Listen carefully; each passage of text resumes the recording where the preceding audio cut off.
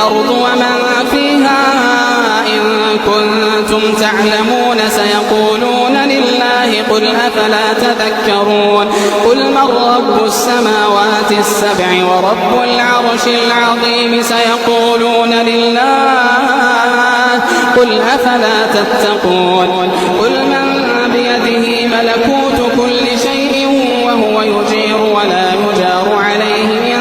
كنتم تعلمون سيقولون لله قل فأنى تسحرون بل أتيناهم بالحق وإنهم لكاذبون ما اتخذ الله من ولد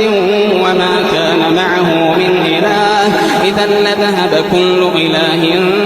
بما خلق ولعلى بعضهم على بعض سبحان الله عما يصفون